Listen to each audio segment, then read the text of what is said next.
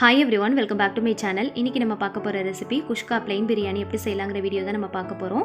Muslims வீடுகளில் அதிகமாக செய்யக்கூடிய ஒரு ரெசிபி தான் இது. கடைகள் ரெஸ்டாரண்ட்லலாம் நம்ம வாங்குறப்போ எந்த அளவுக்கு நமக்கு டேஸ்ட் கிடைக்குமோ அந்த டேஸ்ட் கொஞ்சம் கூட குறையாமல் வீட்லேயே ரொம்ப ஈஸியாக டேஸ்டியாக நம்ம இன்றைக்கி இந்த ரெசிபியை செய்ய போகிறோம். பிகினர்ஸ் கூட நீங்கள் ஈஸியாக ப்ரிப்பேர் பண்ணிடலாம். அந்த அளவுக்கு ரொம்ப ஈஸியான மெத்தடில் நான் உங்களுக்கு ஸ்டெப் பை ஸ்டெப்பாக சொல்லியிருக்கேன். ஸோ வீடியோவை ஸ்கிப் பண்ணாமல் ஃபுல்லாக பாருங்கள், அப்போ தான் உங்களுக்கு புரியும். ஸோ இன்றைக்கி நம்ம செய்ய போகிற இந்த குஷ்கா பிரியாணி ரெசிபியை ப்ரெஷர் குக்கர் யூஸ் பண்ணி தான் பண்ண போகிறோம். இந்த ரெசிபியோடைய வீடியோவை நீங்கள் பார்க்கறதுக்கு முன்னாடி சேனலை இன்னும் நீங்கள் சப்ஸ்கிரைப் பண்ணாமல் பார்த்துட்டு இருக்கீங்கன்னா மறக்காமல் சப்ஸ்கிரைப் பண்ணிக்கோங்க. அண்ட் பக்கத்தில் தெரியுற பெல் பட்டனையும் சேர்த்து கிளிக் பண்ணிக்கோங்க. அப்போ தான் நான் வீடியோஸ் போடும்போது உங்களுக்கு நோட்டிஃபிகேஷனில் வரும், நீங்களும் மிஸ் பண்ணாமல் பார்க்கலாம். இப்போது ஒரு ப்ரெஷர் குக்கரில் 2 டேபிள் ஸ்பூன் அளவுக்கு ஆயில் சேர்த்துக்கலாம். நீங்கள் நல்லெண்ணெய், கடலெண்ணெய் எது வேணாலும் நீங்கள் சேர்த்துக்கலாம். நான் சாதாரண ரீஃபைண்ட் ஆயில் தான் சேர்த்துருக்கேன்.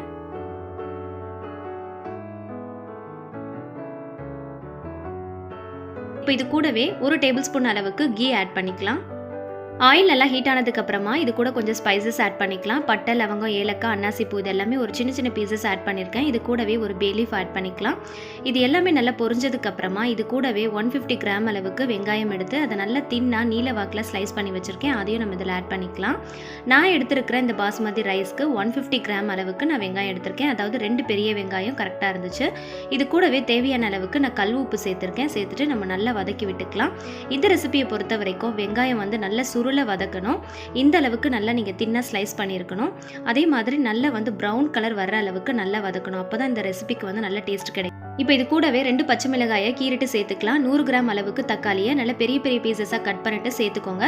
நல்லா மசீர அளவுக்கு வதக்கி விட்டுக்கோங்க.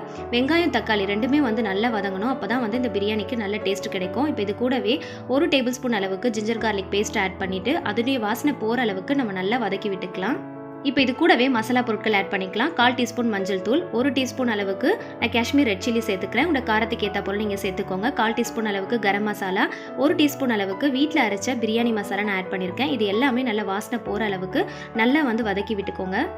நீங்கள் ஒரு பொருள் ஆட் பண்ணும் போதும் நல்லா வதக்கணும். நல்லா வதக்கும் போது தான் நமக்கு நல்ல டேஸ்ட் கிடைக்கும். இது கூடவே நல்ல திக்கான புளிப்பில்லாத தயிராக பார்த்து ஒரு 2 டேபிள் ஸ்பூன் அளவுக்கு ஆட் பண்ணிக்கோங்க. இதையும் நல்லா மிக்ஸ் பண்ணி விட்டுக்கலாம். இப்போ தேவையான அளவுக்கு வாட்டர் ஆட் பண்ணிக்கலாம். 1 கப் பாஸ்மதி ரைஸ்க்கு 1.5 கப் அளவு ரேஷியோக்கு நம்ம வாட்டர் ஆட் பண்ணிக்கலாம். நம்ம சாதாரண பாத்திரத்தில் செய்யறப்போ 1 கப் ரைஸ்க்கு 2 கப் அளவுக்கு நம்ம வாட்டர் ஆட் பண்ணுவோம். நம்ம ப்ரெஷர் குக்கரில் செய்கிறதுனால 1 கப் ரைஸ்க்கு நான் 1.5 கப் அளவுக்கு வாட்டர் ஆட் பண்ணியிருக்கேன். இப்போ பாஸ்மதி ரைஸ் நான் 250 கிராம்ஸ் அளவுக்கு தான் எடுத்திருக்கேன். அதை ஒரு 1 மணி நேரத்துக்கு முன்னாடியே நான் நல்லா ஊற வச்சுட்டேன். ஊற வச்ச பாஸ்மதி ரைஸை வாஷ் பண்ணிவிட்டு இது கூட நம்ம சேர்த்துக்கலாம். எப்பயுமே பாஸ்மதி ரைஸை பிரியாணி பண்ணுறப்போ ஊற வச்சுட்டு பண்ணோம் அப்படின்னா நல்லா லாங் கிரெயின்ஸாக நமக்கு கிடைக்கும். இப்போ இதை நல்லா மிக்ஸ் பண்ணி விட்டுக்கலாம். உப்பு, காரம் எல்லாமே கரெக்டாக இருக்கா நீங்கள் செக் பண்ணி பார்த்துக்கோங்க. பத்தலைன்னா நீங்கள் சேர்த்துக்கோங்க. இப்போ இது கூடவே ஒரு கைப்பிடி அளவுக்கு புதினா அண்ட் கொத்தமல்லி ரெண்டுமே ஆட் பண்ணிக்கலாம். ஆட் பண்ணிவிட்டு நம்ம நல்லா மிக்ஸ் பண்ணி விட்டுக்கலாம். ஒரு 1/2 லெமனுடைய ஜூஸை நம்ம ஆட் பண்ணிக்கலாம்.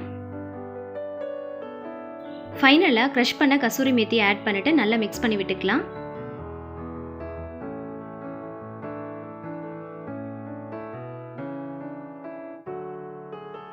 ஃபைனலாக 1 டேபிள் ஸ்பூன் அளவுக்கு கீ ஆட் பண்ணிக்கலாம். இப்போ லிட் க்ளோஸ் பண்ணி ப்ரெஷர் போட்டுடலாம்.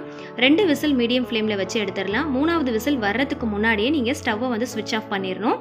அதுக்கப்புறம் ப்ரெஷரை நீங்கள் ரிலீஸ் பண்ணக்கூடாது, அதுவாக தான் ரிலீஸ் ஆகணும். இப்போ ப்ரெஷர் நல்லா ரிலீஸ் ஆயிடுச்சு. நம்ம ஓப்பன் பண்ணி பார்க்கலாம்.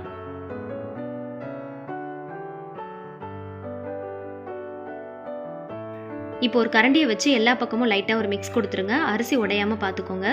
நல்லா லாங் கிரெயின்ஸாக வந்திருக்கு. அதே சமயத்தில் இப்போ பாருங்கள், கொஞ்சம் கூட அடி பிடிக்காமல் வந்திருக்கு. நல்லா உதிரியாக வந்திருக்கு.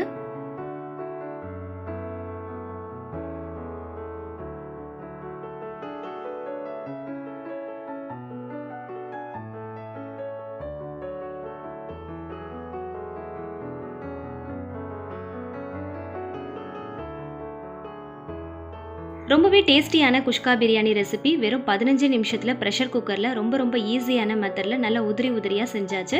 கடைகளில் கிடைக்கிற அதே டேஸ்ட் அப்படியே கொஞ்சம் கூட மாறாமல் இருக்கும். கண்டிப்பாக நீங்கள் ட்ரை பண்ணி பாருங்கள். இந்த ரெசிபி கூட onion raita and boiled egg வச்சு சர்வ் பண்ணுறப்போ ரொம்பவே டேஸ்ட் அட்டகாசமாக இருக்கும். இந்த ரெசிபியை பிகினர்ஸ் கூட ஈஸியாக செஞ்சிடலாம். இந்த ரெசிபியோட வீடியோ உங்களுக்கு பிடிச்சிருந்துச்சுன்னா மறக்காமல் லைக் பண்ணுங்கள். உங்களோட ஃபேமிலி அண்ட் ஃப்ரெண்ட்ஸ் கூட ஷேர் பண்ணிக்கோங்க. நீங்களும் ட்ரை பண்ணி பார்த்துட்டு உங்களுக்கு எப்படி வந்துச்சுன்றதை உங்களோட ஃபீட்பேக்கை கமெண்ட் செக்ஷனில் மற்றவங்க கிட்ட ஷேர் பண்ணுங்கள். நம்மளுடைய சேனலை மறக்காமல் சப்ஸ்கிரைப் பண்ணிக்கோங்க. Thank you so much. கீப் வாட்சிங்.